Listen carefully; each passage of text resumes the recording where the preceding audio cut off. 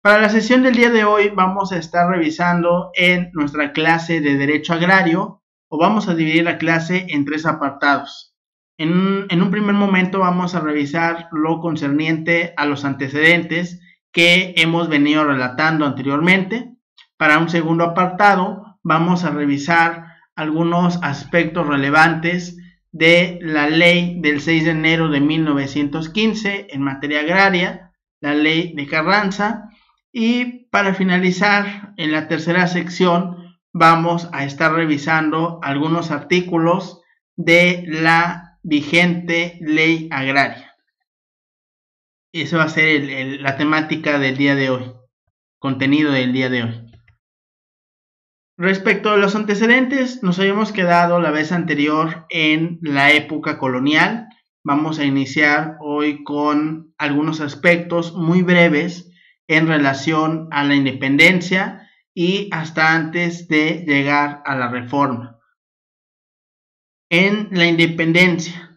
¿qué es lo que decíamos que teníamos para esta época? Teníamos un despojo, digámoslo así, inicial a los pueblos indígenas. También había condiciones de esclavitud y también podíamos encontrar una concentración de extensas superficies antes pertenecientes a los pueblos que van a pasar a manos de los españoles y también de algunos criollos. Esas eran las condiciones derivadas o que traemos de la colonia. Posteriormente, en esta época, la devolución de las tierras a los pueblos indígenas se va a convertir en una de las acciones que van a impulsar, que van a realizar los caudillos insurgentes, particularmente uno de los más destacados, Morelos, quien va a auspiciar el repartir los grandes latifundios entre los grupos de campesinos que trabajaban en ellos, recordémoslo, en condiciones de esclavitud y de peonaje. También en un intento por contener todo este movimiento de independencia es que en noviembre de 1812 las Cortes Generales y Extraordinarias de España emiten un decreto mediante el cual se establece la abolición de los repartimientos de indígenas y todo servicio personal a particulares. Y también se ordena que se proceda a repartir las tierras a los indígenas, tomándolas de los pueblos que no pertenezcan a particulares o a comunidades. También para enero de 1813 se dispone la reducción de la propiedad particular de los terrenos baldíos o realengos y comunales para el beneficio de los vecinos de los pueblos y de los comuneros, con excepción de los ejidos. También en un decreto posterior de 13 de septiembre de 1813 se establece por medio de ese decreto que las haciendas que estaban administradas por religiosos y que pertenecieran a los indígenas también deberían de reducirse a propiedad particular. Una vez conseguida la independencia y para regir a la nación independiente ya, se integró una junta provisional gubernativa, la cual desaparece en febrero de 1822 al quedar instalado el Congreso y al emitirse las bases constitucionales, que en estas bases eran en las cuales se estableció el sistema de organización gubernamental. Y pues bien, desde el inicio de sus actividades, el Congreso Constituyente de 1822, en él el problema agrario representó pues uno de los principales temas que estaban sometidos a discusión. Por ejemplo, algunas de las propuestas que se plantearon era que se vendieran las tierras de los jesuitas y que aquellas que por su extensión no podían venderse se dividieran o se subdividieran, y pues bueno, el Congreso aprobó la venta y la división, pero sin embargo no aprobó el reparto de las tierras a los indígenas. Tal cual lo podemos ver en la pantalla, la propiedad, digámoslo, latifundista, derivaba principalmente del propio coloniaje español realizado por los conquistadores y sus descendientes, lo que continuó subsistiendo en el México independiente. Y aunque se reconoció la injusta distribución de las tierras, se pretendió dar una solución mediante la colonización de terrenos baldíos. Para agosto de 1822, el análisis del proyecto de una ley de colonización provocó una serie de intensos debates en el Congreso sobre el problema de la tierra, derivándose más que nada de si debían reducirse a propiedad individual los bienes de las comunidades, o bien era mejor que se preservaran como una propiedad común. Para noviembre de 1822, el Congreso aprobó, entre otros, el artículo 2, que estaba de contenido tal como lo revisamos, debiendo ser el principal objeto de las leyes en todo gobierno libre, aproximarse en lo posible a que las propiedades estén igualmente repartidas, tomará el gobierno en consideración lo prevenido en esta ley, para procurar que aquellas tierras que se hallen acumuladas en grandes porciones en una sola persona o corporación y que no puede cultivarlas,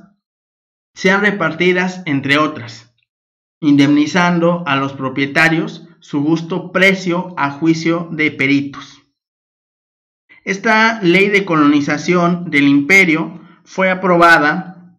por la Junta Nacional Instituyente, que había sustituido ya al Congreso. Fue aprobada el 4 de enero de 1823.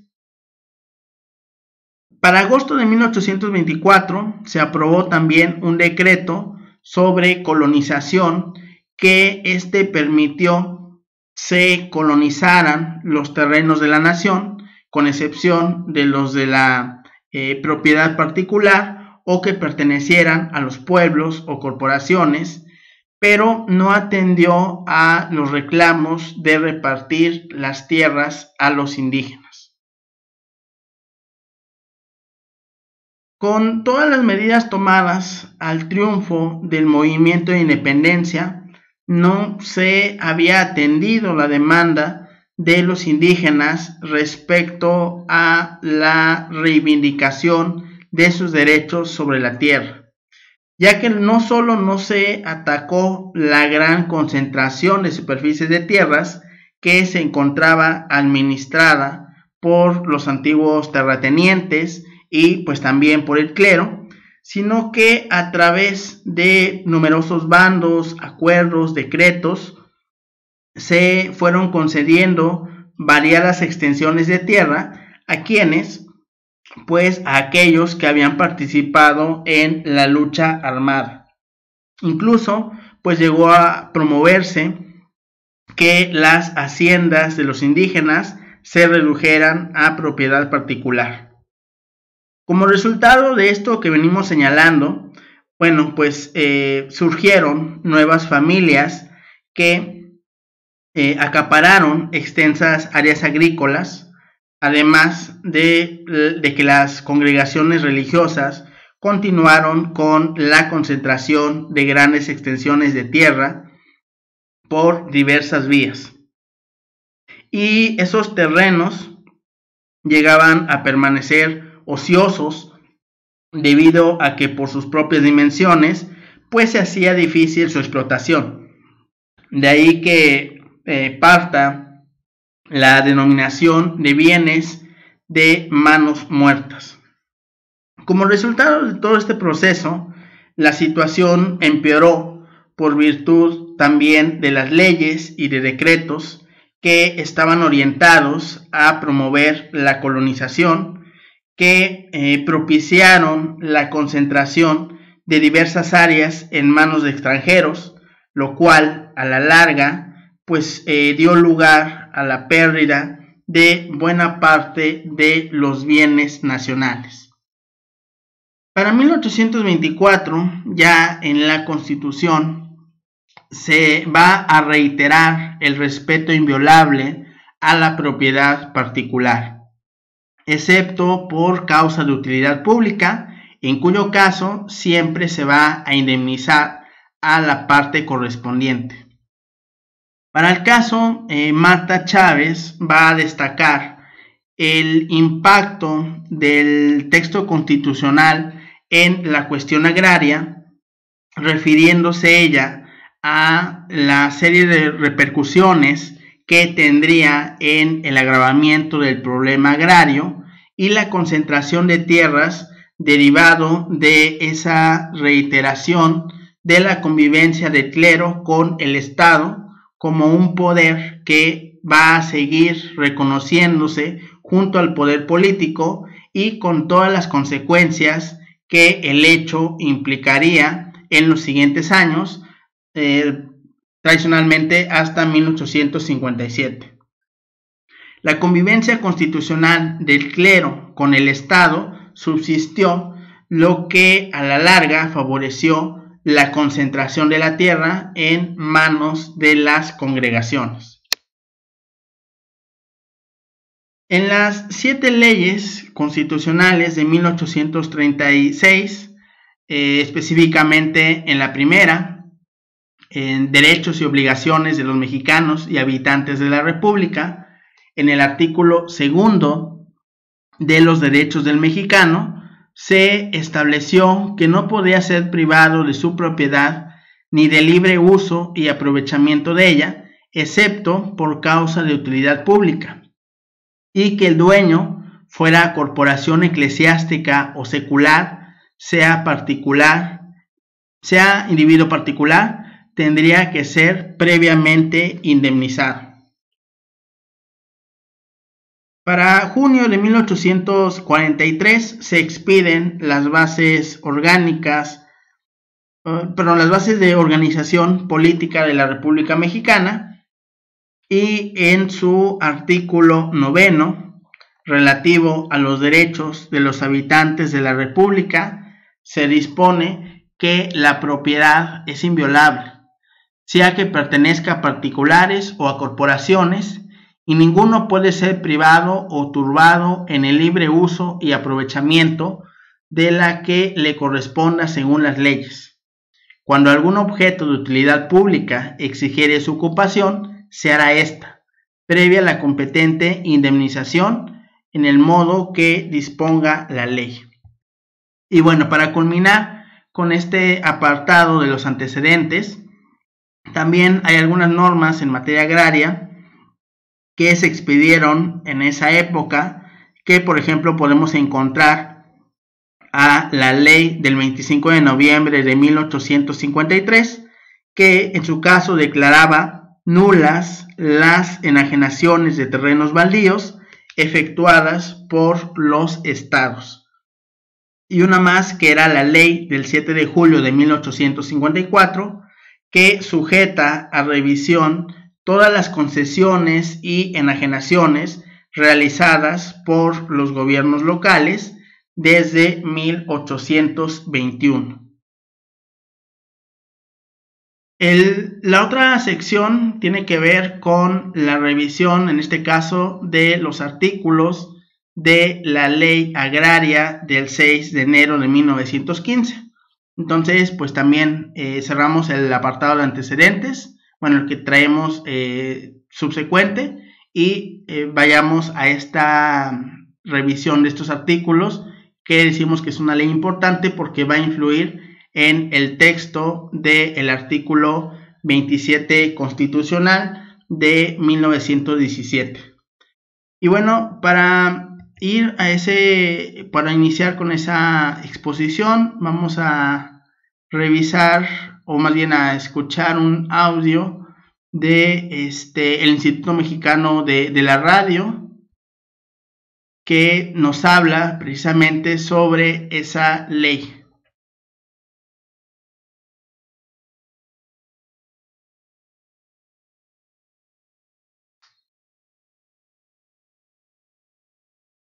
Y pues sería lo siguiente.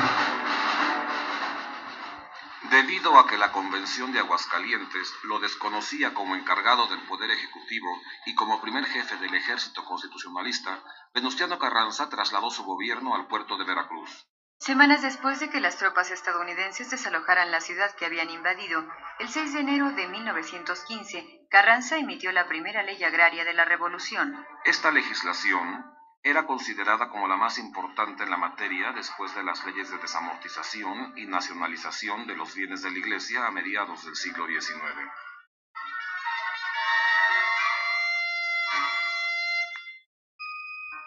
La paternidad de la ley del 6 de enero es compartida por Carranza y por Luis Cabrera, ideólogo revolucionario que la redactó.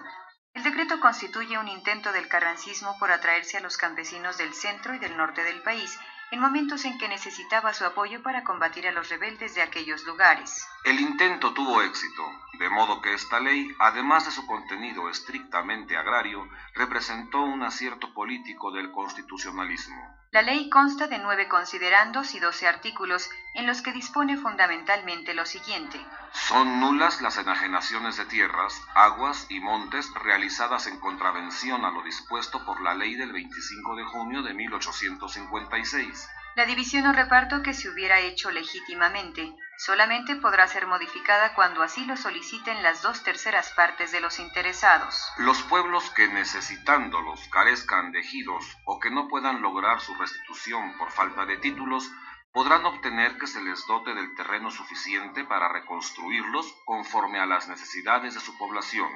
expropiándose por cuenta del gobierno nacional el terreno indispensable para este efecto.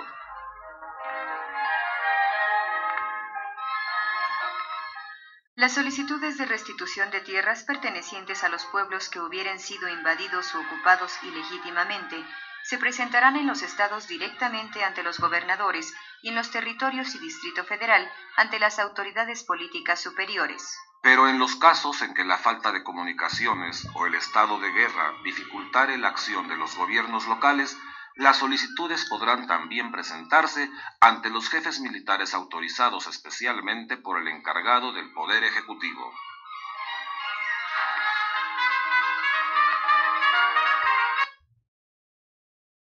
Ok, bueno, entonces regresamos.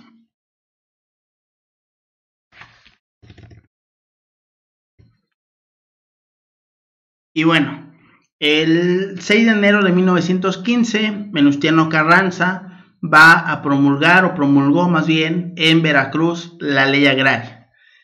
¿Qué finalidad perseguía? Pues el rescatar los objetivos fundamentales de las luchas agrarias. Esa normatividad fue redactada por Luis Cabrera. Sus puntos principales fueron la repartición y la distribución de propiedades mediante el expolio de haciendas, y con esa ley se logró restituir gran parte de las tierras que habían sido arrebatadas a sus dueños por una errada interpretación en esa materia agraria, así como impulsar la Comisión Nacional Agraria. Otro de los objetivos fue la creación de comisiones locales agrarias y de comités particulares ejecutivos que, suscritos a la Comisión Nacional Agraria, se encargaron de conducir los trámites iniciados en las diversas localidades. Esta ley agraria que vamos a estar revisando es considerada como la primera ley agraria del país, toda vez que con ella se inició el proceso de reforma agraria o de reparto de la tierra. Tiene como antecedente inmediato ciertas adiciones al Plan de Guadalupe de Carranza y está integrada la ley por un considerando y por 12 artículos y un artículo transitorio.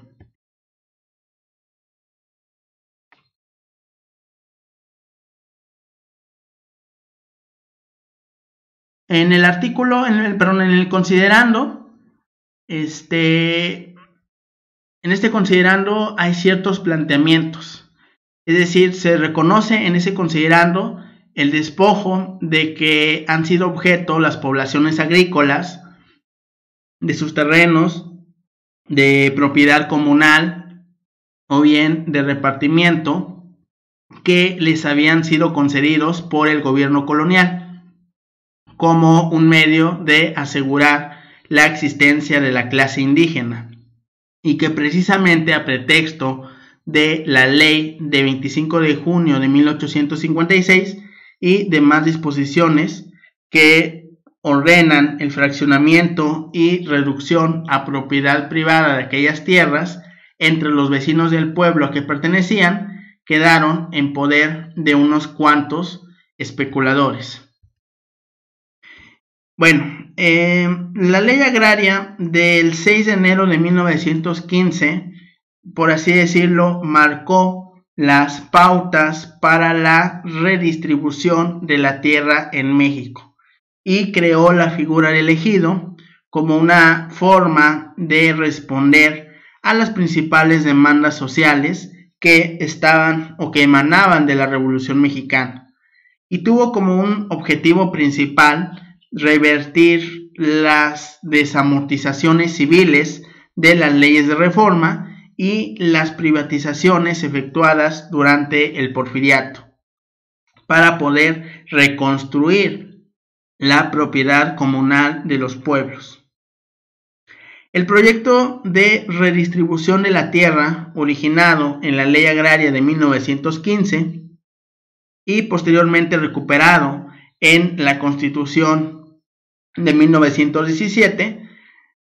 se mantiene vigente durante algunos años hasta que hay una reforma constitucional que propició la conclusión, digámoslo momentánea, de esa ambiciosa política de reparto agrario emprendida por los subsecuentes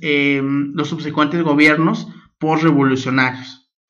En esta ley agraria de 1915, uno de los antecedentes históricos, es uno de los antecedentes donde pues se ha evidenciado de una mejor manera el vínculo entre derechos colectivos, propiedad y orden social. Y la relevancia de esta ley agraria de 1915 radica no solo en haber establecido medidas para devolver a los pueblos las tierras que les habían sido despojadas, sino el haber repercutido en el texto constitucional en uno de sus artículos más importantes de esa Constitución del 17, que era el artículo 27, cuyo propósito fundamental era distribuir de una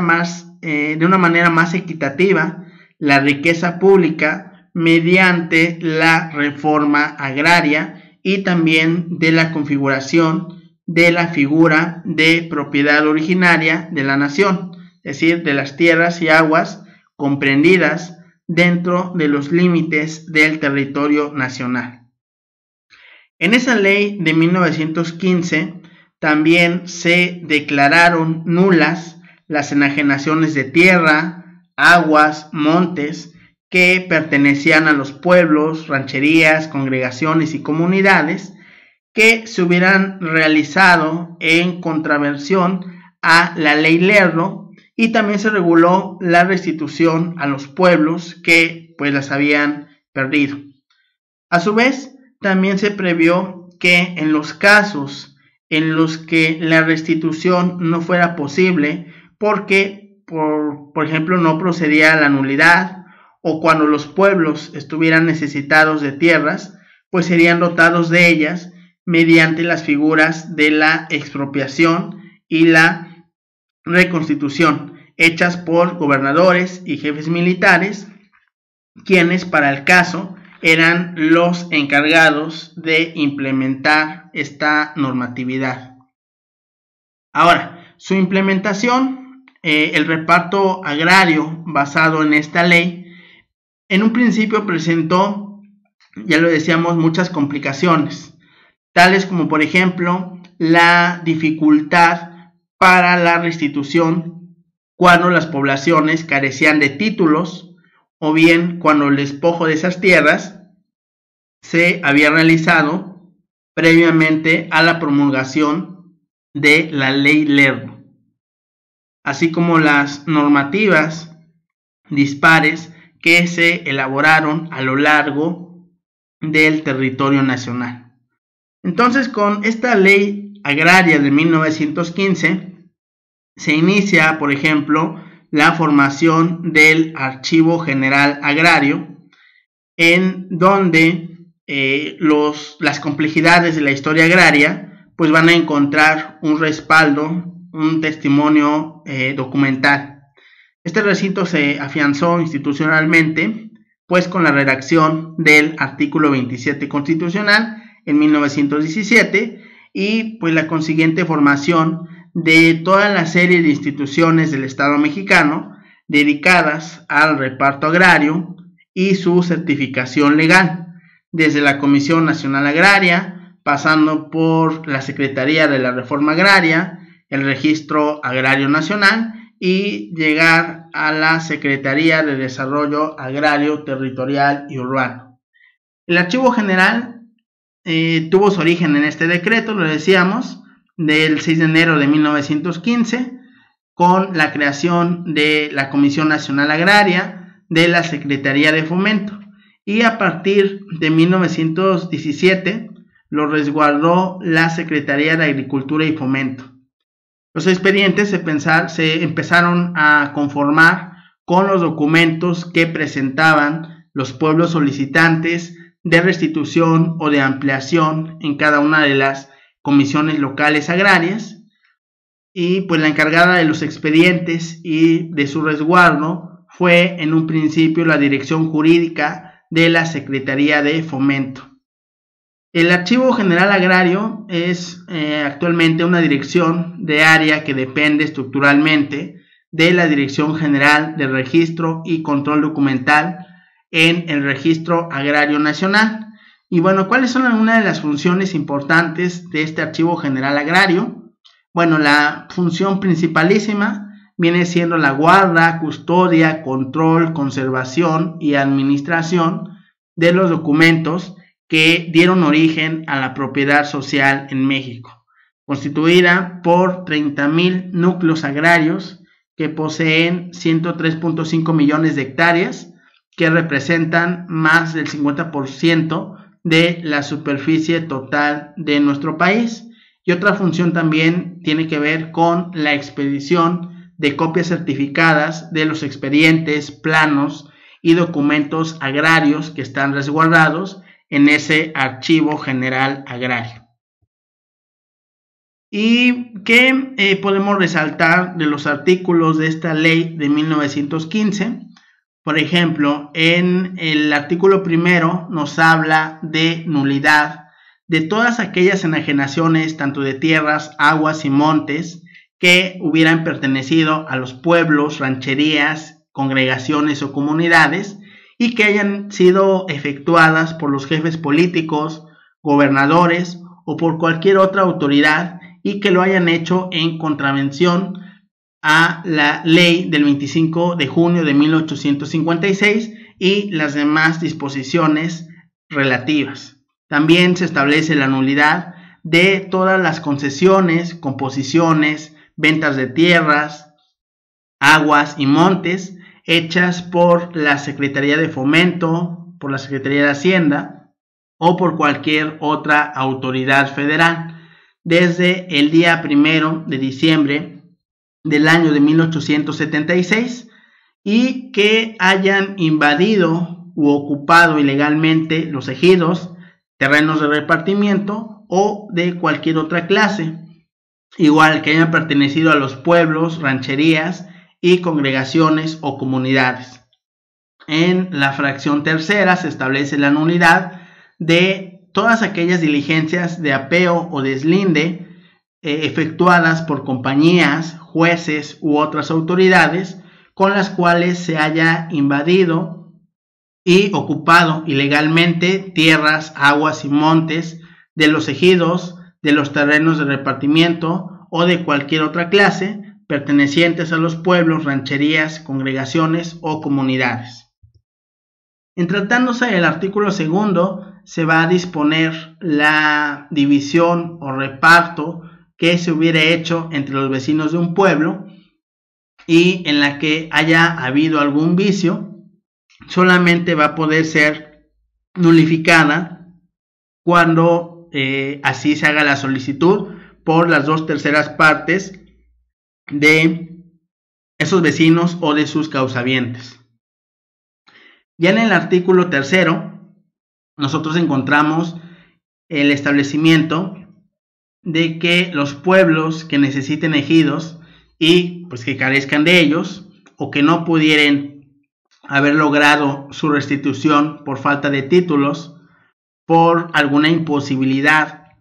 de identificar esos terrenos o porque legalmente hubieran sido enajenados, podrán obtener que se les dote del terreno suficiente para reconstituirlos conforme a las necesidades de la población, y eso se hará expropiándose por cuenta del gobierno nacional el territorio indispensable para esos efectos.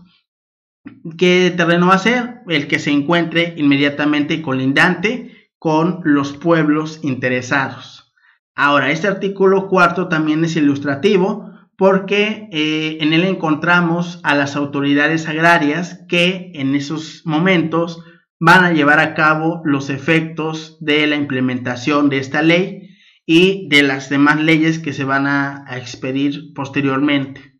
Así, en orden jerárquico, tal como lo vemos en pantalla, podemos nosotros encontrar a la Comisión Nacional Agraria, que va a estar compuesta de 9 personas y presidida por el secretario de Fomento. Abajo, en orden descendente jerárquico, vamos a encontrar a la Comisión Local Agraria. Esta va a estar compuesta tan solo de 5 personas y va a estar en cada uno de los estados.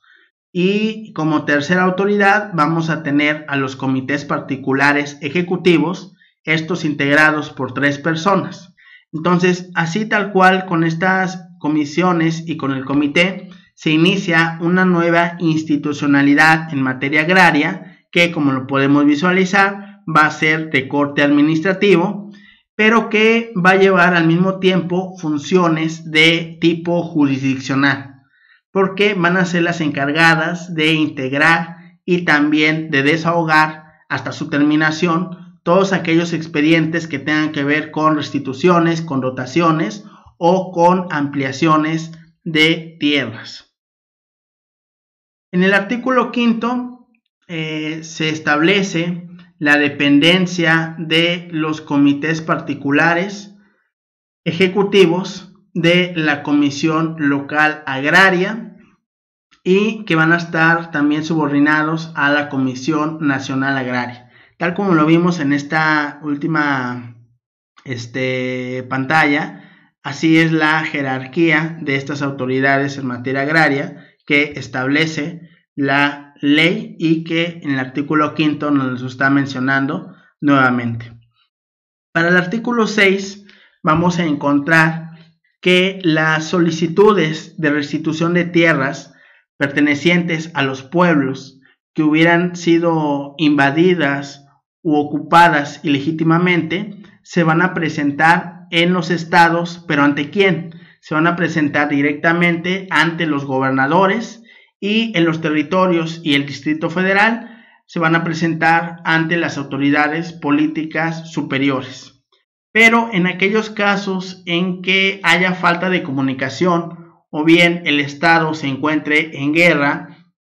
que dificulte la acción de los gobiernos locales, esas solicitudes se podrán presentar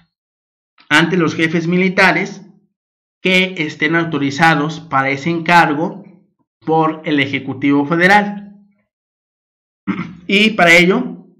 pues se deberán de juntar los documentos en los cuales se funden igualmente se van a presentar ante las mismas autoridades aquellas solicitudes sobre concesión de tierras para dotar de ejidos a los pueblos. Es decir, aquí encontramos que la autoridad ante la cual deberá iniciarse el procedimiento de restitución y de dotación de tierras va a ser ante los gobernadores, y en caso de incomunicación o de guerra van a estar legitimados los jefes militares que estén autorizados por el Ejecutivo. Para el artículo 7 nosotros vamos a encontrar que la autoridad respectiva, en vista a estas solicitudes, tendrá que oír el parecer de la Comisión Local Agraria. ¿Sobre qué? Más que nada sobre la justicia de esas reivindicaciones, sobre la conveniencia, sobre la necesidad y extensión de las concesiones de tierras para dotar de ejidos, y a su vez resolverá si procede o no la restitución o la concesión que se está solicitando. En caso de ser afirmativa, va a pasarse el expediente al Comité Particular Ejecutivo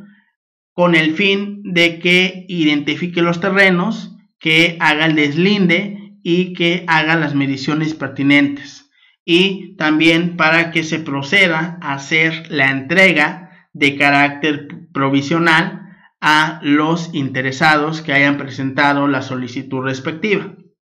De esto podemos nosotros retomar que quien tomaba dicha resolución eran los gobernadores o los jefes militares, y cuando era afirmativa, cuando era positiva, entonces el Comité Particular Ejecutivo era quien realizaba la entrega de las tierras, pero que era una entrega de carácter provisional, porque todavía no concluía el procedimiento. En el artículo 8 nosotros podemos encontrar que las resoluciones de los gobernadores, o en su caso de los jefes militares, cuando se actualizaban los supuestos para ello, tenían el carácter de provisionales, pero que serían ejecutadas enseguida por el Comité Particular Ejecutivo de manera provisional, y el expediente, con todos sus documentos y con todos los datos que tenía que contener, se remitía después a la Comisión Local Agraria, y que ésta a su vez lo elevaría junto con un informe a la Comisión Nacional Agraria. Entonces, de aquí encontramos el seguimiento a ese procedimiento que se va a iniciar en su segunda instancia con ese envío del expediente a la Comisión Nacional Agraria. Para el artículo 9 nosotros encontramos ya lo que sería, por así decirlo, la segunda instancia de este camino que deben llevar las solicitudes de tierra, que la Comisión Nacional Agraria dictamina sobre la aprobación, sobre la ratificación o sobre la modificación de las resoluciones que hayan sido puestas a su conocimiento, y en vista del dictamen que rinda el encargado del Ejecutivo de la Nación, que sancionará las reivindicaciones o dotaciones, y que será el Ejecutivo quien va a expedir los títulos respectivos. De aquí nosotros podemos señalar que quien va a tener la última palabra respecto de las resoluciones, ya sea en sentido afirmativo o en sentido negativo o denegatorio, va a ser en última instancia el presidente de la República, quien pues de esta guisa fue considerado como una autoridad o como la máxima autoridad en materia agraria hasta el año de 1992, con la reforma consecuente, cuando se crean los tribunales agrarios. Estos tribunales agrarios ya son dotados de autonomía y también de plena jurisdicción. Para el artículo 10, nosotros estamos hablando en los artículos anteriores de quienes solicitaban la tierra, pero también estaban aquellas personas que iban a ser afectadas por esas acciones, ya sea restitutorias o dotatorias. Entonces, en el artículo 10 de la ley de 1915 se establecen los derechos de los propietarios afectados con las acciones restitutorias y dotatorias de tierras. Es decir, los interesados, aquellos particulares que se creyeran, que se consideraran perjudicados con la resolución del Ejecutivo Federal, tenían la oportunidad de presentar sus sendos recursos ante los tribunales para poder deducir sus derechos. ¿En qué tiempo lo tenían que hacer? Dentro del término de un año. Este año se iba a contar desde la fecha en la cual se daban esas resoluciones, y que una vez pasado ese término de un año, ninguna reclamación iba a ser admitida. En aquellos casos en que se reclamara contra reivindicaciones y que el interesado obtuviera una resolución judicial declarando que no procedía la restitución que se haya efectuado a un pueblo, la sentencia, el carácter de la sentencia solamente era en el sentido de que se daba derecho a obtener del gobierno una indemnización, ¿okay? Solamente era para efectos indemnizatorios. En el mismo término de un año podrían también ocurrir los propietarios de terrenos expropiados reclamando las indemnizaciones que deberían de pagárseles. En suma, este precepto da lugar a la interposición del juicio de amparo por parte de los afectados con resoluciones presidenciales, restitutorias y dotatorias, y se va a constituir en un factor, ya lo habíamos señalado anterior y en alguna otra sesión, que en los primeros años se va a obstaculizar la reforma agraria precisamente porque no se tenía la base legal o se contrariaba las disposiciones normativas. Entonces va a ser hasta 1931 cuando se va a expedir un decreto que va a prohibir la interposición de esos recursos y va a señalar expresamente que los afectados solamente van a tener el derecho a solicitar la indemnización que corresponde. En el penúltimo de estos artículos, en el 11, nosotros encontramos que se dispone que habrá una ley reglamentaria que va a determinar la condición en que quedarían los terrenos que se van a devolver o que fueran adjudicados a los pueblos, y también la manera de dividirlos entre los vecinos, quienes pues mientras tanto sucedía eso, los iban a disfrutar en común. Y en el último artículo, el 12, se dispone que los gobernadores, en su caso los jefes militares, cuando se actualice, van a ser los autorizados por el Ejecutivo, que los gobernadores van a nombrar a los integrantes de la Comisión Local Agraria y a los integrantes de los comités particulares ejecutivos. Bueno, hasta acá dejaríamos tratándose de la ley del 6 de enero de 1915. Por último, vamos a concluir con la tercera sección, que tiene que ver con la revisión de los artículos 9 al artículo 11 de la vigente ley agraria. Si bien es cierto, en sesión anterior ya los habíamos casi solamente leído, ahora vamos a revisar un poquito más qué tienen de contenido o qué podemos entender respecto de esos artículos.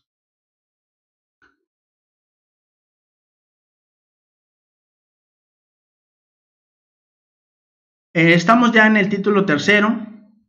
de los ejidos y comunidades, iniciando el capítulo primero de los ejidos en la sección primera, disposiciones generales. Y entonces encontramos aquí al artículo 9, donde dispone que los núcleos de población ejidales o ejidos van a tener personalidad jurídica y patrimonio propio, y van a ser propietarios de las tierras que les han sido dotadas o bien de aquellas que hubieran adquirido por cualquier otro título. Y nosotros debemos entender, en tratándose de las tierras sometidas a un régimen agrario, el propietario del terreno va a ser el núcleo de población, conforme aquí nos lo dispone el artículo 9 de esta ley agraria. También conforme al artículo 9, los núcleos de población ejidales o ejidos son propietarios de las tierras que les han sido dotadas o bien de las que hubieran adquirido por cualquier otro título. De ahí que los ejidatarios en lo particular, y mientras se continúe en el régimen de explotación ejidal, únicamente tienen el derecho al uso, al aprovechamiento,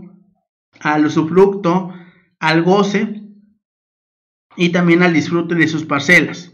pero no van a tener derecho al dominio sobre estas, toda vez que es un derecho que va a corresponder al núcleo en su conjunto y no a sus integrantes. Los ejidos y comunidades tienen personalidad jurídica y va a ser la Asamblea General su máxima autoridad interna. Por otro lado, también constituyen de hecho una unidad de desarrollo rural para la explotación tanto industrial como comercial de recursos no agrícolas, ni pastales ni forestales, como lo son por ejemplo turismo, pesca o minería. Asimismo, para la explotación colectiva de estos recursos puede optarse ya sea por la administración directa del ejido o bien se puede dar la constitución de asociaciones, cooperativas, sociedades, uniones, mutualidades u otros organismos semejantes para llevar a cabo esos efectos. De tal modo que solo cuando se constituyen en una asociación o sociedad es que ésta va a adquirir una personalidad distinta a la del propio ejido o comunidad, pues en los demás casos solamente van a fungir como simples unidades socioeconómicas que carecen de personalidad jurídica propia y que la representación la va a ejercer en ese entendido la autoridad interna del núcleo de población. El núcleo de población ejidal va a ser una comunidad conformada principalmente por campesinos que recibieron del gobierno federal la dotación de las tierras. El régimen ejidal se sujeta a la propiedad social respecto a la tenencia de la tierra que le fue dotada. ¿Para qué? Para que los integrantes de ese ejido la puedan aprovechar o bien la puedan explotar para poder con ello satisfacer sus necesidades básicas y la de sus propias familias, de esos integrantes de los núcleos de población ejidal. También, por su parte, el régimen comunal indígena va a ser un grupo de población que va a estar unida por una identidad cultural y que van a ser propietarios de sus bienes comunales. ¿Qué bienes? Bueno, los bienes comunales que son el conjunto de tierras, bosques, aguas que representan su patrimonio y que los une con antiguas tradiciones, usos y costumbres. Eso sería lo que principalmente va a diferenciar a una comunidad indígena de un ejido. Ahora, En ambos casos se trata de núcleos de población ejidal o comunal, ejidos o comunidades. Indistintamente, ejido o comunidad, ambos son considerados, podemos considerar como personas morales y que se van a regir principalmente por la ley agraria o eminentemente por la ley agraria. Ahora, los ejidos y las comunidades, recalquemos nuevamente, tienen personalidad jurídica.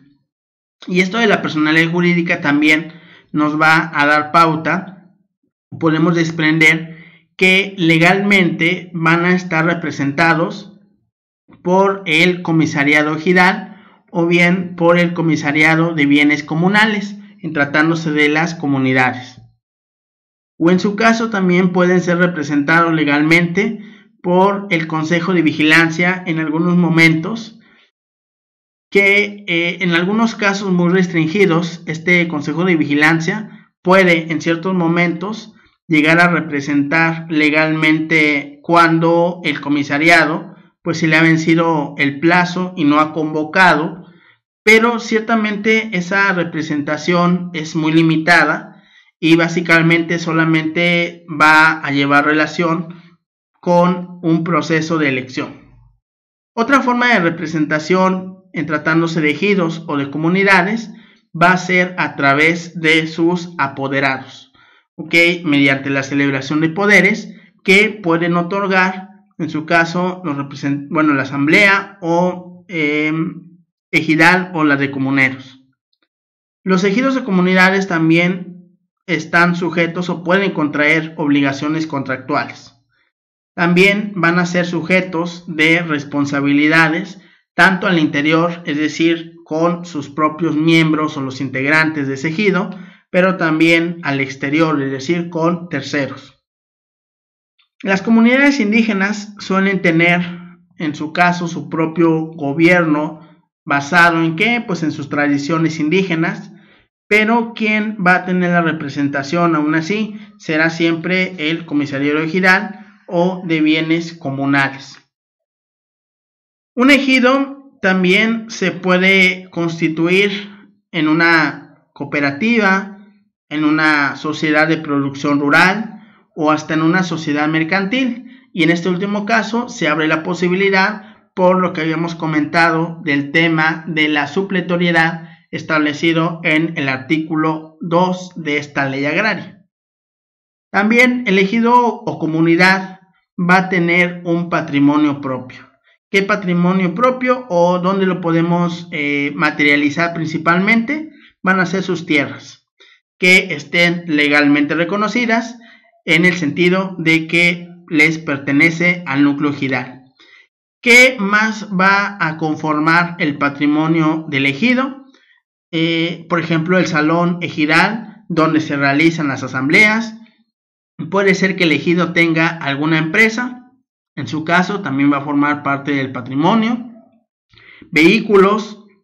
maquinaria que se tenga para el trabajo agrícola, equipo tecnológico de trabajo, incluso cuentas bancarias. Todo eso va a formar el patrimonio del ejido. Ahora, son propietarios de los ejidos y de las comunidades o los ejidatarios y comuneros de las tierras que les han sido dotadas y que en su momento fueron publicadas en el diario oficial, o bien de las ampliaciones que pudieran haber tenido, o también las tierras que pues se ganaron a través de litigios agrarios ante las autoridades agrarias correspondientes, o bien porque en cualquier momento la ley abre la posibilidad de que se puedan fundar o crear nuevos ejidos con los requisitos solicitados, que uno de ellos pues tiene que ver con que los fundadores aporten tierras para formar ese ejido, o bien porque tal vez a la fecha existan ejidos o comunidades que tienen en posesión tierra pero que aún no la han regularizado y que, bueno, pues mediante una serie de trámites administrativos se puedan prever su adquisición legal, o bien por la recuperación de tierras de las cuales hayan sido en algún momento víctimas de despojo, o que en su caso también se actualice la figura de la reversión en el caso de las expropiaciones que no hayan cumplido con su destino en el tiempo marcado por la ley, o bien por la compra de tierras que celebre o que determine la asamblea y que se realicen esas compras de tierras a particulares. Para el siguiente artículo, el 10º, nos establece que los ejidos operan de acuerdo con su reglamento interno, sin más limitaciones que las que dispone la presente ley. Este reglamento se tendrá que inscribir ante el Registro Agrario Nacional y deberá de contener las bases generales para la organización económica, para la organización social del ejido, que se adopten de manera libre. Los requisitos también para admitir nuevos ejidatarios, las reglas para el aprovechamiento de las tierras de uso común, así como demás disposiciones que deban de ser incluidas en apego a la ley y las demás que cada ejido considere pertinentes. Bueno, en relación a este artículo, podríamos señalar que el reglamento interno del ejido o estatuto comunal en las comunidades indígenas es de contenido libre en relación a la redacción de sus cláusulas, del clausulado, pero sin que esto contraríe la Constitución y la ley agraria. Así como tampoco ese reglamento interno puede estar por encima de los derechos que otorga la legislación agraria a los ejidatarios y a los comuneros. Ahora, ese reglamento puede ser reformado en cualquier tiempo, esto a voluntad de la asamblea, de una determinación de la asamblea, y que para que este reglamento sea válido debe de estar inscrito en el Registro Agrario Nacional con su respectivo folio de inscripción. Una vez que se ingresa al RAN para su revisión, es hasta que el RAN lo califique de legal, porque en el transcurso se le pueden hacer observaciones. Va a ser hasta que el Registro Agrario Nacional lo califique de legal que va a ser ya considerado válido legalmente. Una vez inscrito en el Registro Agrario Nacional, va a surtir efectos legales contra terceros y también va a regir la vida interna de los integrantes de ese núcleo de población ejidal o comunal. También debe establecer, entre otros, por ejemplo, los derechos y obligaciones de los integrantes del ejido, de sus representantes, de sus comisiones. También puede contener la forma en la que se va a organizar al interior un ejido, cómo se van a repartir tierras, cómo se va a aprovechar la tierra, etcétera, que más adelante podremos estar abordando más concretamente algunos aspectos sobre este reglamento interno. Por ejemplo, también señalar que cuando el reglamento ya está inscrito en el Registro Agrario Nacional y pueda suscitarse algún conflicto en materia agraria, el tribunal en su momento lo que va a hacer pues es tomar en cuenta, tomar en consideración lo que establezca, lo que esté, digamos, lo legislado en el propio reglamento. Y eso va a pesar más que los dichos del comisariado o que alguna decisión particular de la asamblea,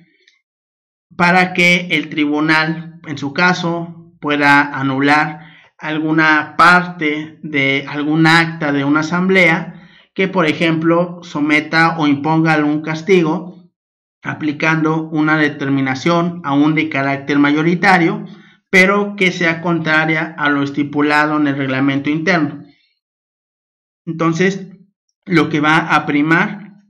va a ser lo que se contenga en ese reglamento interno. Es decir, todas las determinaciones deberán de establecerse a lo que señale ese reglamento. Si quisiéramos hacer una analogía, el reglamento interno es como la Constitución y todas las autoridades ejidales vienen siendo como autoridades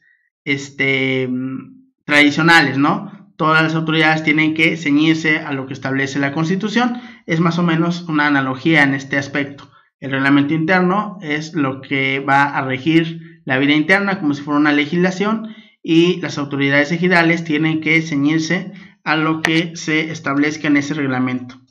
Por último, entramos al artículo 11, que nos establece la explotación colectiva de las tierras ejidales, que ésta se puede adoptar por un ejido cuando la asamblea así lo resuelva. En ese caso, deberán de establecerse previamente las disposiciones relativas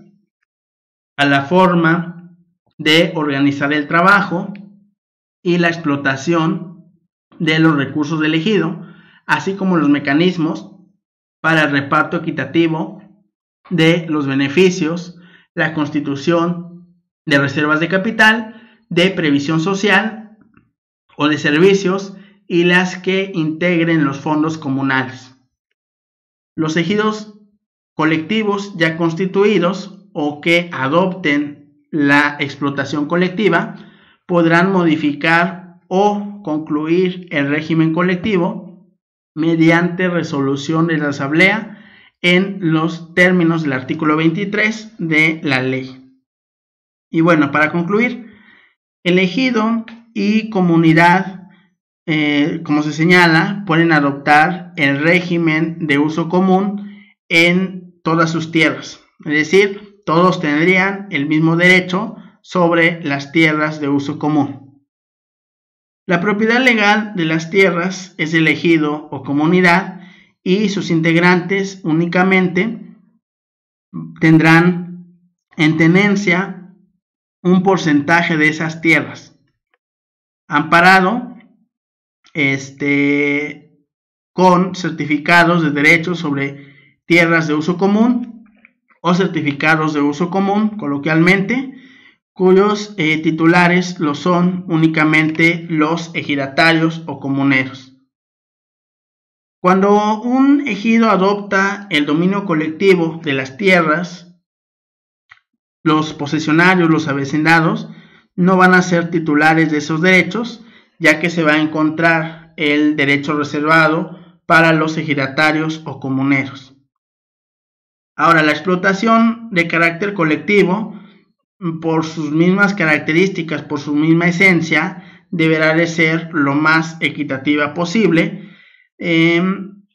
tanto en derechos como también asimismo en obligaciones. Tanto por acuerdo de la asamblea o por cuestión de reglamento, deben de respetarse entre sí sus parcelas de hecho, es decir, cada ejidatario o comunero, hasta que se decida celebrar en el ejido o comunidad una asamblea de delimitación, destino y asignación de tierras, para que con ella se pueda cambiar el régimen y todas aquellas parcelas que ya vénganse disfrutando por los ejidatarios. De hecho, ya en esa asamblea, por medio de asamblea, se las pueda entregar de manera formal y en su caso se les pueda expedir de manera posterior el certificado parcelario correspondiente. Ahora sí, hasta aquí dejaríamos el tema en la sesión del día de hoy y nos vemos en la próxima.